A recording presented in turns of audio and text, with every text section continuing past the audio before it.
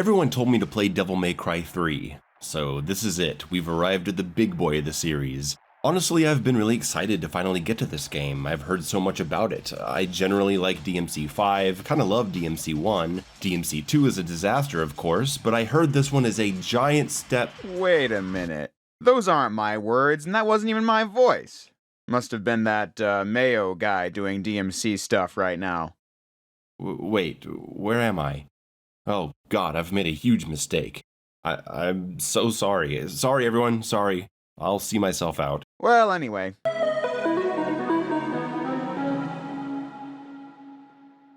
So we can all agree that Devil May Cry 2 is one of the worst games released in the 3D action genre, right?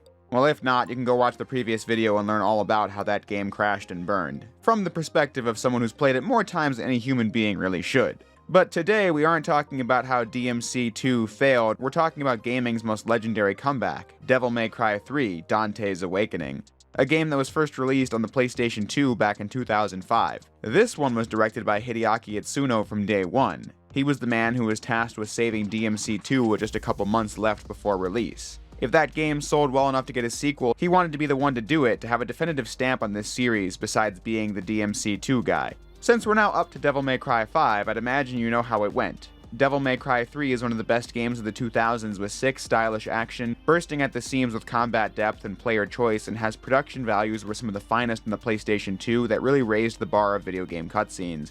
And that begins from the moment you boot the game up. Devil May Cry.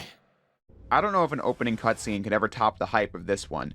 DMC 3 is a prequel set like 10 years before DMC 1. Dante is about 18 or so, and his shop is yet to be named. A mystery man called Arkham shows up and verifies that Dante has the amulet from his mother.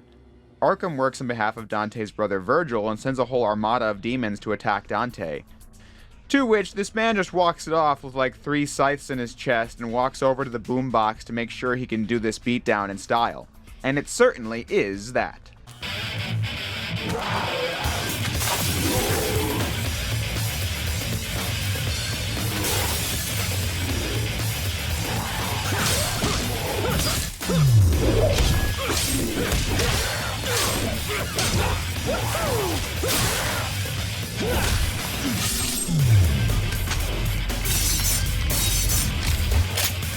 I mean, damn, the game just comes out swinging in this cutscene, and the gameplay lives up.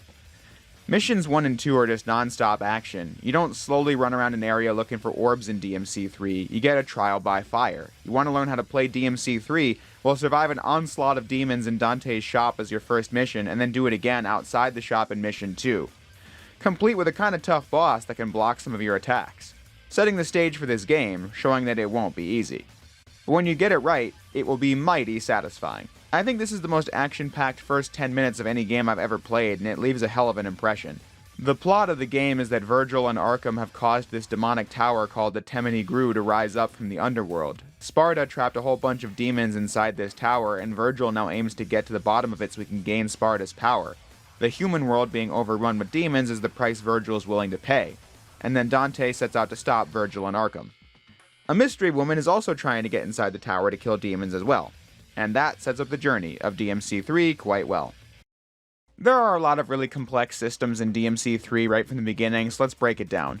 As usual, you start out with your guns Ebony and Ivory and Dante's sword, Rebellion. That sword is the one Dante got from his father, and Virgil got his sword Yamato from Sparta as well. But anyway, at the start, Rebellion has a few cool combos you can do, but at the shop you can buy more of them, like the Stinger or Air Hike. If you've played DMC 1, you can kinda get to grips with Dante's starting moveset because it's a more advanced, faster-paced iteration of what combat was like in Devil May Cry 1. The most important addition to DMC 3 is this menu labeled Styles. At the start, you can pick one of 4, and you can switch them out between missions or at divinity statues. These are different modes of play that you can choose to benefit your playstyle most. The circle button is the style button, meaning that what the circle button does changes with the style you picked. First, you have the Trickster style, which is the default one. Trickster is about dodging and maneuverability. The circle will allow you to quickly get out of the way of enemy attacks with a dash, and it will allow you to run up walls when you're close to them. This is the default because a newcomer might find this one the most beneficial because it's the easiest to avoid taking damage with this one. The Gunslinger style focuses on firearms, giving Dante cool tricks with guns while using it, like Rainstorm with your pistols or the Shotgun Stinger. Swordmaster focuses on melee attacks, like giving Rebellion a full air combo and additional moves to use on the ground for it and all other melee weapons. Lastly, Royal Guard is the style for more advanced players as it adds a block button to DMC for the first time. However, if you use it just as a block, it merely reduces the damage you take. But the real point of the style is to perfectly time the block with the frame the attack was about to connect, and then you block with no damage. The more advanced move is using the Royal Release when the attack was about to connect to deflect the attack by dashing through the enemies and doing a crap ton of damage.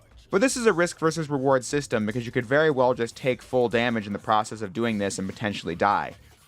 Every attack in the game can be blocked and countered with Royal Guard, but this takes a lot of time and practice because every single attack is going to require a different timing in order to block. You just need to experiment with it to get to grips with it. But every style has a use and you can get through the game with all of them. The first major boss against Cerberus in Mission 3 is actually a good example of how the styles can all be useful in their own way. You just have to find which one suits you the best. This boss is chained to the wall, but it will dash after you and launch projectiles. Defensively, Trickster is a good option because you can use it to get out of the way of attacks easily if that's what you want to do, but Royal Guard is also useful because you can block the icicles coming from the ceiling and redirect that energy back into the boss and drain its health bar. When the heads are encased in ice, shooting them is the easiest way to make them vulnerable, so Gunslinger will be useful there. But when it's vulnerable, having the air combo from Swordmaster is very beneficial.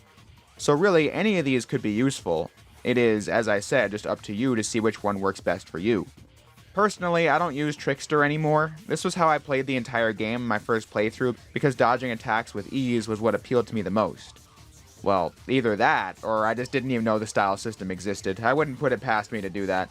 But it's also Gunslinger I don't use much either, because when I play these games, I just use firearms as a support for my main combos. So Swordmaster used to be my main because I preferred having as many combos as possible. However, in this run, I actually made Royal Guard my main. The style point advantage that comes from blocking attacks and perfectly executing the release maneuver is so great that it makes up for not having those Swordmaster combos. That, and you just feel like a gaming guru whenever you pull it off. But in this game, every style has some cool strats. Quite literally, in the process of making this video, I keep coming across cool new strats I didn't know before, despite the massive amount of hours I've played this game for. Like how when shooting Ebony and Ivory with Gunslinger, you get this rapid fire shot by mashing the square button. The style button is how you use twosome time in this game, which I believe does more damage but fires slower than the rapid fire. However, if you alternate between mashing the square button and the circle button with Gunslinger, you get a rapid fire twosome time, and this can just shred enemy and boss health bars like it's Devil May Cry 2. That certainly tips the scale in Gunslinger's favor, but then with Royal Guard you can use the block to quickly cancel an attack combo and start over to get more hits in because you don't have to wait through frames of cooldown. This is useful with Rebellion, but I actually found it the most useful with the first weapon you unlock, Cerberus. This demon gives you a devil arm bearing the same name as it. This is an icy nunchuck weapon that has a low range, but attacks really fast when up close. This is true while using the basic combo, but with the Royal Guard cancel, it's like a non-stop stream of attacks. It's not great for your style meter, but it's really useful. Though speaking of the style meter, this has gotten a much needed overhaul. It took me a long time to even realize how it worked in DMC 1, and I talked about that in the video for that game. But then in 2, the game only cared about your ability to spam attacks to get high grades. Now in DMC 3, they have this meter underneath the ranking, and when it runs out, your style grade will decrease. The only way to keep it up is with consistent attacks. But also those attacks have to be varied. You have to switch weapons and try different combos both in the air and on the ground. This creates an incentive for experimentation with your moveset, and it just looks really cool when you get the triple stylish ranking. And doing that has the same benefits as the previous games where you get more currency from defeated enemies. Inside the Temini Gru, the game returns to DMC 1's structure. You're inside the tower for the entire game, from Mission 4 to Mission 20, and there will be plenty of moments where you'll see a blocked door or whatever and have to go find the solution to open it. It's usually not super difficult to do so, but yeah, the DMC 1 structure is back. Though I don't think DMC 3 captures the same foreboding atmosphere that DMC 1 did in the castle, but this setting certainly is cool. The art design in all the DMC games is on point, and DMC 3 especially was not playing around. The tower just has this otherworldly and gothic feel to it the more you explore it, and the characters' designs are fantastic. The CG art for the game is still holding up to this day. So I'm definitely not trying to knock DMC 3 when I said I like the atmosphere of DMC 1 more, because DMC 3 succeeds in its own way. The game opened on relentless action, and DMC 3 only slams the gas on that for the whole rest of the campaign. Enemies are frequent and come with diverse tactics, both in how they attack and how they are meant to be attacked. Many can just be slashed a few times and taken out, but others are more unique. Like these big guys that only take damage from firearms but blow up upon defeat, so you need to get your distance, but you also want to make sure other enemies are still around it so that they get caught in the blast radius. Mission 5 drops in these statue enemies that have a red shield. You have to break the shields with guns, which stuns them, leaving them open for damage. There will be enemies that are only tangible when you aren't facing them, some that attack from above or from the side or toss projectiles or are most weak to specific weapons. It's a diverse roster of enemies that fully take advantage of your entire roster of weapons. The bosses doing the same. Though I will admit, I don't like some of the early bosses, like this giant worm thing. It's most weak to Cerberus, but with it flying around the room and it's only being Mission 4, you probably won't have the mobility to effectively fight it. And then Mission 5 makes you battle this character called the Jester. I don't think this is a fun boss either, because you just shoot him till he's vulnerable, and then you can get close and do damage, rinse and repeat till it's over, but he also deals a lot of damage. This boss is only added in the special edition re-release, and it certainly shows because it feels really messy and is just tossed into random missions. But the second and third fights are optional, and I always skip them. It also doesn't make a lot of sense to even fight this guy. The Jester is introduced in Mission 4 as a weird creature that's trying to help Dante, but is also making sure to annoy him along the way. Bingo! That is what the something is! Remember that, kid?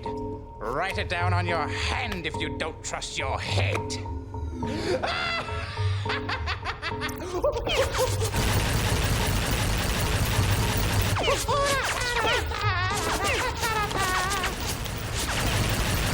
I see. Thanks. You still piss me off, though. So fighting him immediately after doesn't really fit in with the story. But then one of my favorite bosses is at the end of Mission 5. Dante meets Agni and Rudra, the guardians of this giant door. You gotta battle both of them at the same time, and you get a lot of moments to test out your Royal Guard skills here, as it's the easiest way to stun one of the guardians and wail on them with Cerberus, which they're both weak to. But you also want to make sure you're doing consistent damage to both Agni and Rudra throughout, because if you kill one of them, the other will pick up the drop sword and become twice as powerful. It's a perfect usage of your abilities and keeps you strategizing throughout the whole fight. It's absolutely incredible. And your reward is one of the best weapons in the game. Okay, but on one condition. What is it? Name it! No talking. Fair enough. As you wish.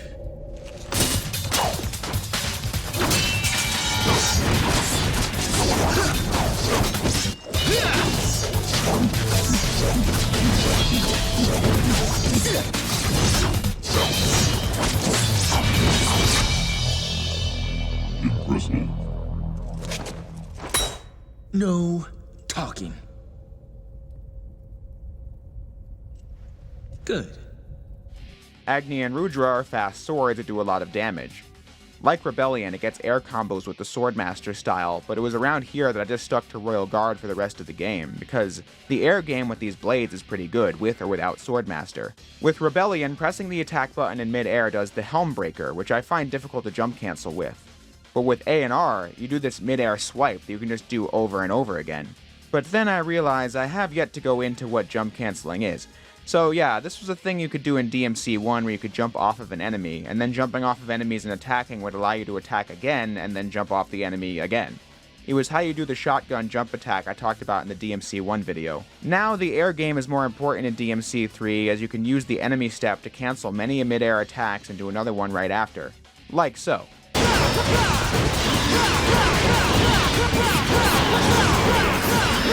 Combining attacks as powerful as these, and as fast as the ones with Cerberus, with all the powers of Royal Guard, and you will feel nearly unstoppable. Not to say this game is easy, because it's not. The difficulty was prioritized in this game, specifically as a response to the reception DMC2 got for being so easy. Bosses and enemies hit like a truck and you need to really practice to get to grips with the game's many systems. By the time you reach missions 6 and 7 for the first time, you'll probably have put a few hours into this game, or at least I did in the first playthrough back in 2018, to the point where when Dante finally reaches Virgil at the top of the tower in mission 7, I was kind of surprised the game was so short because I thought this was the final boss, not gonna lie. I mean, it was already tough as nails getting to this point, how much more punishment could possibly come for the player now? Well, you got to defeat Virgil to get past mission 7. Virgil is definitely one of the best things about this game. Before DMC 3, you knew he was Dante's twin brother and was at some point corrupted into being a slave of Mundus whom Dante defeated in the first game. Getting to see the character before that is a really exciting idea, and the writers, animators, and game designers didn't waste a second of it. Dante is pretty cool in this game. A younger version of the character that dons the familiar red coat, but didn't have the time to even wear a shirt in this one, when Virgil is this refined blue color with an always elegant appearance. I mean, it's pretty obvious contrast in the character design department, but like I said, they take every chance they get to build this guy up. Dante starts the game all the way down here, and Virgil's all the way up there. As Dante, the player has to fight this boss for a minute or so in Mission 2, and then in the very next scene, Virgil kills it without even looking. You're just like, shit, Dante might be cool, but this guy, he's a little cooler, gotta say. Even with his calm demeanor, Virgil is one of the only characters in the series who can keep up with Dante's banter, which is back in full force for DMC3. You sure know how to throw a party. No food, no drinks, and the only babe just left. My sincerest apology, brother. I was so eager to see you, I couldn't concentrate on preparations for the bash. Whatever. At any rate, it's been a whole year since we last met. How about a kiss from your little brother? Or better yet, how about a kiss from this?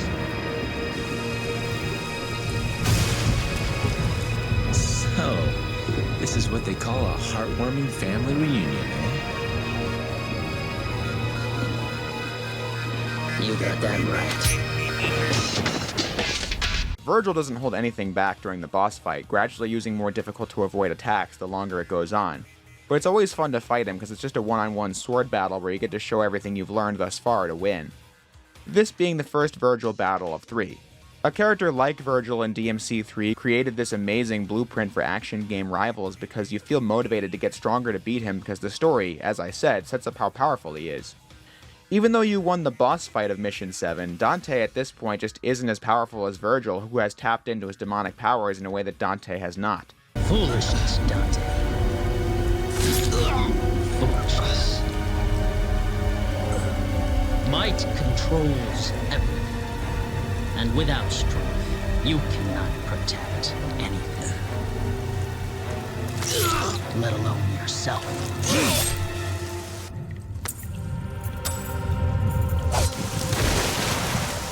But getting defeated and losing his mother's amulet to Virgil in Arkham awakens Dante's true power. Rebellion's design changing to its awakened form now that Dante has done so. The game just straight up flexing in the intro to Mission 8. I wasn't kidding, these are some of the best cutscenes ever put into a video game. You can watch some of the motion capture performances in the extras menu, which is a treat to see how they were able to do some of the stunts and camera work that created such great scenes. Here, Dante just runs down the entire tower to catch up with Virgil and Arkham, and along the way just bashes through every foe in his path. It's so fun to watch as this sick-ass music is playing in the background.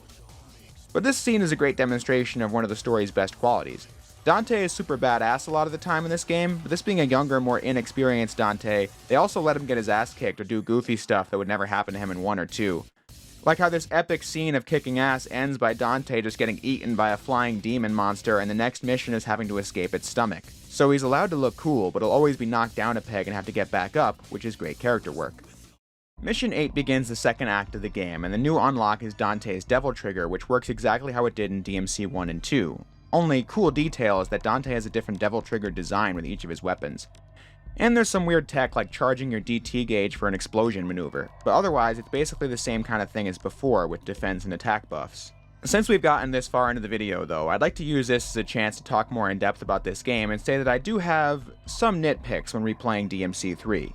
Now don't get me wrong, I love this game and I hope that has been evident thus far. I think this is one of the best games ever made, but I don't think it's flawless as an experience, especially in hindsight. So I say these little grievances out of pure love for the game and the series. For starters, the fixed cameras still conflict with the analog stick movement when changing angles. Not a big deal, but it happens, and the platforming control is just as bad as it was in DMC 1 and 2, but this also doesn't come up often either. When getting into little issues I have with the experience that are more combat related, I don't really care for only having 2 weapons at a time. Once you unlock Agni and Rudra, you'll realize that you have to pick only 2 weapons to go into a mission with, and you can only change that at divinity statues. For me, I'm all about player freedom and combo creativity, and I think capping that does the game's combat system a disservice. I just think it's a limiting factor. It just makes me not want to use certain weapons since there are some I like more than others. The fourth weapon Dante unlocks in this game is a demonic guitar called Nevin, which is great for doing damage onto crowds of enemies, and it stands out since it's the first truly wacky DMC weapon, which will become a franchise staple going forward. However, when limited to only 2 weapons, I'd rather use Cerberus, Rebellion, Agni, and Rudra, or the last weapon, Beowulf, over this one. So when playing the original DMC3, I'm just not likely to use this weapon much at all, because I have to choose which 2 weapons I want, and so I'm going to bring the ones I enjoy using more. Some might find this to be a more experimental system, and that is totally fair, but for how I play, I just think it discourages creativity. If DMC3 let you switch gear in the pause menu, it might be a pace killer, but the option would be nice. I also don't like how DMC3 brings back an issue I had with DMC1. Air Hike is Dante's double jump. I think this is the kind of ability that Dante should be able to learn and just do regardless of what weapon he's using.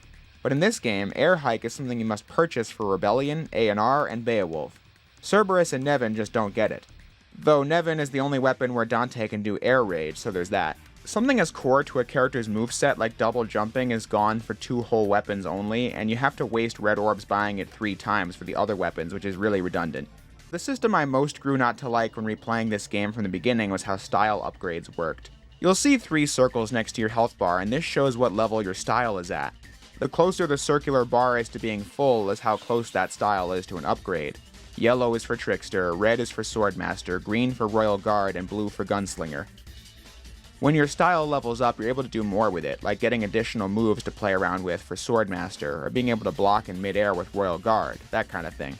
But you don't buy these upgrades with red orbs like everything else in the game, you instead increase each style's level with experience points you gain by defeating enemies. I just don't think DMC gameplay and experience points mix well. Getting upgrades in this series has been a pretty figured out science since the first game. You have to buy them with red orbs, and you get more by killing enemies with a high style rating. Direct incentive to keep your combos going for as long as you can. Experience points just makes you grind for them, especially with how high the requirements are for level 2 and 3 for each style. Mission 18 is a boss rush, and bosses grant you like 7,000 points per each one defeated, so on a playthrough of this game I did a few years back, I just replayed this mission over and over again till all my styles were maxed out. In that process, I felt like I wasn't really being encouraged to master anything, I was just grinding, and that's why I think the style upgrade system just doesn't really work that well in DMC3. Buying them would have made a lot more sense. But then, I guess I just don't really like this system where you can only have one style at a time either. Now, I was just gassing up the style system towards the beginning of the video, but that was because I really like the functionality of Dante's different styles. But much like only having 2 weapons at a time, I think only getting one style at a time limits my playstyle. I saved this critique for later into the video because of the fact that it's entirely possible that I'm only saying this in hindsight after playing DMC4 and DMC5 so much where Dante can switch between these in real time. I can see an argument for and against having it be like this in DMC3. Being able to switch between these very different styles of play on a whim can get pretty complicated if you don't know what you're doing. So DMC3 just giving players the defensive Trickster style and letting you experiment from there if you want to was perhaps a way to ease players in. DMC 4 and 5 didn't have to worry about that since you didn't play as Dante until halfway through the game in both of them, so by then you'd be adjusted to the game's mechanics. I think I heard once in the past that a reason was also that the PS2 couldn't handle real-time gameplay switches like that, but if that was true, I'd still say letting you switch in the pause menu would have been good enough for me. As it stands, in replaying OG DMC3, I just won't ever use Trickster or Gunslinger because I'm more proficient in Swordmaster and Royal Guard. Whenever I had access to all of them at once, I'd be making use of those things. I can say that confidently because now we have the ability to do so. Modders on PC changed the game to be more like DMC 4 and 5 with style switching long ago, but this mode of play was made official by Capcom in 2020 when DMC 3 hit the Nintendo Switch. I'm not kidding you, in 2021 I finally bought a Switch just so I could play DMC 3 with the new freestyle mode because it has features that even the mods don't. I was kind of hoping Capcom would do their player base a solid and give the other consoles the freestyle mode as an update to the HD collection, but they never did so I had to get a Switch. But I guess I shouldn't be too surprised. This is the same company that didn't release DMC Definitive Edition or DMC 5 Special Edition on PC. But anyway, if you've played Devil May Cry 4 and 5, this style switching works exactly like them with the D-pad and it is glorious. Using Trickster to warp up to enemies and then slashing in midair with Swordmaster, blocking and deflecting attacks with Royal Guard, and then getting in that extra chip damage with Gunslinger. It's a really engaging combat system because there are so many options. The freestyle mode also giving you a full weapon wheel with all the melee weapons and guns unlocked, and you don't even have to switch between them in a set order. You can use the sticks to pick which weapon on the wheel you want, which really opens the combat system way up for cool combos. Even if it kind of breaks the style meter in half, since variety is so easy to achieve. But the game is still plenty difficult, so it's balanced as well, I'd say. Really, I don't think there's a better version of DMC3 than the Switch version. It and the previous HD releases were based on the special edition update the game got on PS2. This included cool features like Turbo Mode, which upped the game speed to 120%, and a Virgil campaign. Though honestly, I don't really like it that much. You just play all of Dante's levels as Virgil, and most of his attacks are just reused animations from the boss fights. So he just isn't that fun to play as compared to Dante, and the only new cutscenes are at the very beginning, so I usually don't bother with this. But my point was that DMC3 Special Edition added new content, and the Switch version has all that and more, making it the only way to really play the game now.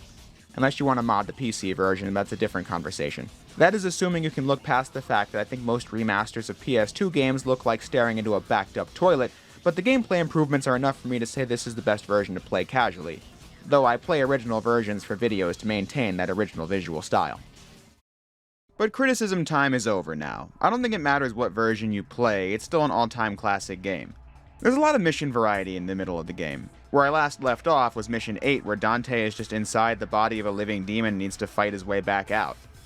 I like these spinning blades in Mission 9 and how you can Royal Guard on them, or almost any environmental hazard in the game, come to think of it. Mission 12 is this cool thing where you're stuck in Devil Trigger and your health is gradually draining and you need to complete the mission before you just die. Missions keep introducing new enemies and bosses on a regular basis. This Demon Chariot boss in Mission 12 was one of the sickest moments I had in the playthrough. I had a Royal Guard perfect block that was so well timed that I don't even know what happened, because it was too quick for me to even see. Though while I mentioned this boss, it grants Dante the Quicksilver style that slows down time, but I never used this or the Doppelganger style you get way later in the game. I mean, if I'm not going to use Trickster or Gunslinger, I definitely can't find the room to use styles that felt even more situational. But as I was saying, lots of cool bosses in this game, like Beowulf.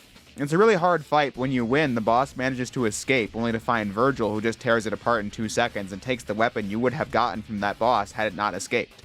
Thought that was pretty cool and got me hyped and in a state of dread for the upcoming boss fight.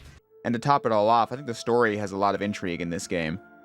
DMC1's plot was kinda cool if you look past the dated presentation, but DMC3 is a legitimate epic.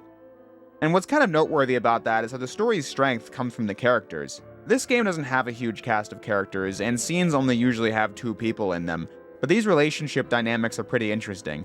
I already kinda talked about Dante and Virgil, but then there's Virgil and Arkham. With how cold Virgil is towards the guy, you just assume Arkham is working for Virgil, especially when Virgil just kills him when his usefulness is expired. But then Dante and Lady find his body in a completely different spot, and he tells Lady he was manipulated by Virgil and begs her to kill him. Like, what's going on with that? And then the Jester is a total wild card that keeps messing with Dante, but he's never around long enough for you to seriously wonder what he's up to. Dante has a clear character arc in DMC3 that is gradually built throughout the story. Starting the game as this bummy guy who wanted to fight Virgil for no other reason than because he just had an axe to grind with his twin brother. He didn't give a damn about or acknowledge his demonic heritage. I don't have a father. I just don't like you, that's all. His totally carefree attitude is contrasted with Lady, who's resolute in her own mission of killing her father, Arkham, who had killed his wife, her mother, and killing any demons who stand in her way. But Dante is unkillable, so they're more or less forced to work together. Her passion for avenging her mother and doing the right thing visibly has an impact on Dante. That attitude shift, combined with his awakened demonic powers, gives him renewed confidence when it's time to rematch with Virgil. Scenes like this are another demonstration of how ahead DMC3 is in the story department. The casting of Ruben Langdon and Daniel Southworth as Dante and Virgil were just really definitive, and the dialogue is much better written than previous games, and the delivery of the lines is great, the cutscenes look fantastic, and the music is well timed. It just gets you hyped up for a cool boss fight. It doesn't matter to me one way or the other. More importantly, I've come all this way. I'm sure you have time for one more game, right? Why not? After all, we share the same blood. I'll just use more of yours to undo Daddy's little spell. So, you want a piece of me, literally? Okay, bro. Come and get it, if you can. I know I already said this about Mission 7, but when I first played Mission 13, I was convinced it had to be the final boss because the game was even more ball-busting in the middle than it was at the beginning, and this second encounter with Virgil is the hardest one, if you ask me. In the first and third fights, he uses swords, and I found those attacks easier to dodge compared to his fists in the second battle. But of course, this is not the final boss, and it's just the moment that ends the second act with one of the best twists in gaming. Arkham was behind everything and even was the jester in disguise. He's been obsessed with gaining the power of Sparta for ages, and he knew that to get it, he needed the amulets from the sons of Sparta and their blood as well as the blood of a human woman, his own daughter, and carefully manipulated everyone to get them exactly where he needed to be so that he could step into the underworld and get Sparta's sword, Force Edge, and become as powerful as the legendary Dark Knight. On paper, it's a scene where Arkham explains his whole plan to the other characters, but in execution it's really compelling to watch because Arkham as the true antagonist was staring you in the face for the entire game, and yet you're gobsmacked while watching this scene because I, at least, wasn't thinking too hard about it while getting to this part in the first playthrough. And then you see the heroes in this weakened state getting beat up by the previously unthreatening Arkham. The three main characters get separated at this point, and it's up to Dante to reach Arkham and stop him in the third act. In the final act, the battle theme changes to this track called Divine Hate, and it's a real banger. But then the whole soundtrack in this game is fantastic. The main theme, Devils Never Cry, doesn't play in full until the credits, but it's a recurring motif throughout the cutscenes, be they action-oriented or emotional scenes, so I think even the cutscene music is a winner in DMC3, and the boss themes are all great as well. Virgil dropped Beowulf when he took a plumb at the end of Mission 13, so at the start of the next one, Dante can just grab these and use them himself. This is your barehanded combat option, and it's much improved from what was in DMC 1, since it's easy to close the gap between Dante and the enemies with Beowulf, and it has a variety of great and fast-paced combos with a good set of air combo abilities as well, making it one of my favorite weapons in the game. Though I will say, missions 14 and 15 are where the game does start losing me a little bit because they're my least favorite ones by far. In 14, I sometimes get lost when considering which way I'm supposed to go, and then Mission 15 is the king of that, since you need to hit these switches to spin the tower and collect 3 things, but I always get lost trying to get back to the starting position, and thus it's my least favorite mission in the game.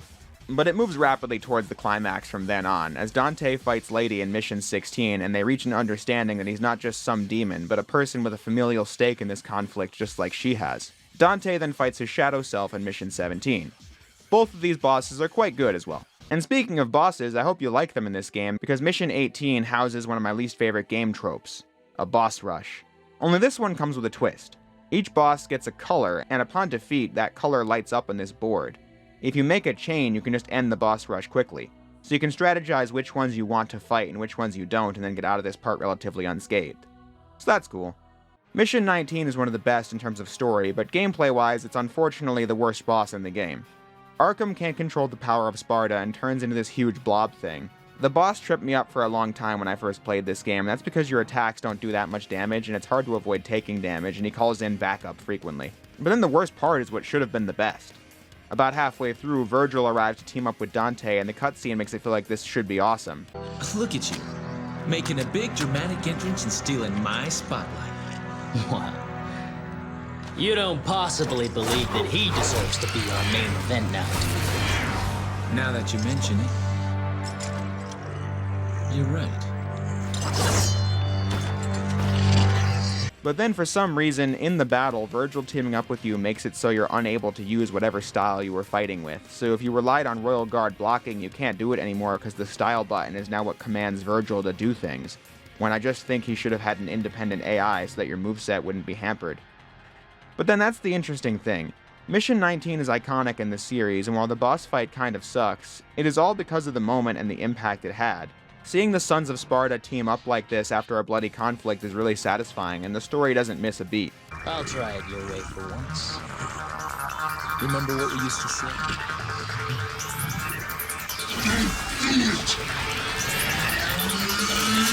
Jackpot.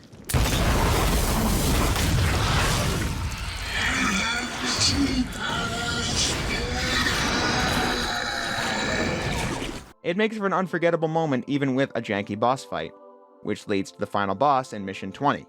Lady finally gets to kill Arkham while Dante and Virgil travel to the demon world and battle over the amulets and Force Edge. Here, Dante's character arc is more or less complete, fully acknowledging his place as a son of Sparta, something he rejected way earlier as he now has discovered his true passion, fighting to protect those he cares about from the underworld, like Sparta did before him, which puts him in conflict with Virgil one last time. We are the sons of Sparta. Within each of us flows his blood. But more importantly, his soul!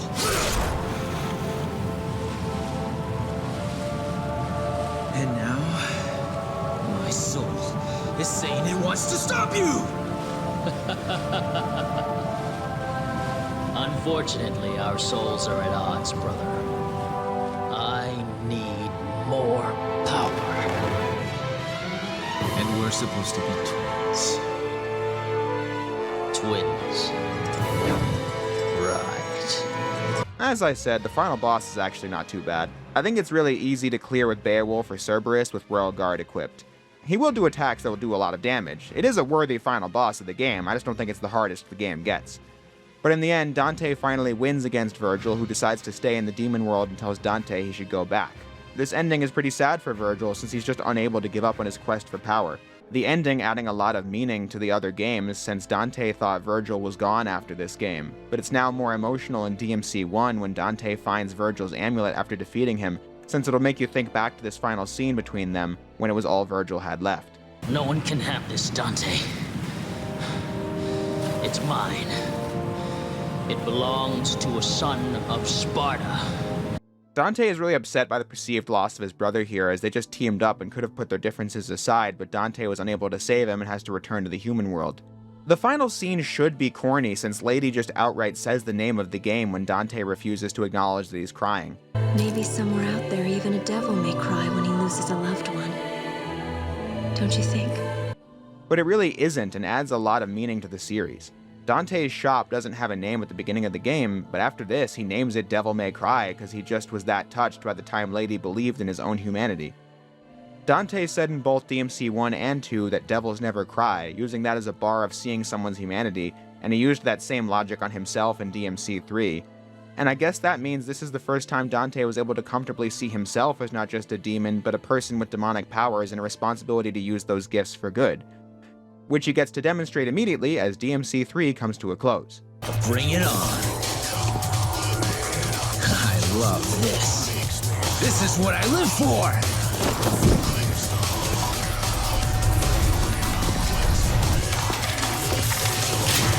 I'm absolutely crazy about it! The credits are also interactive. You have to beat 100 enemies in order to get a post-credit scene.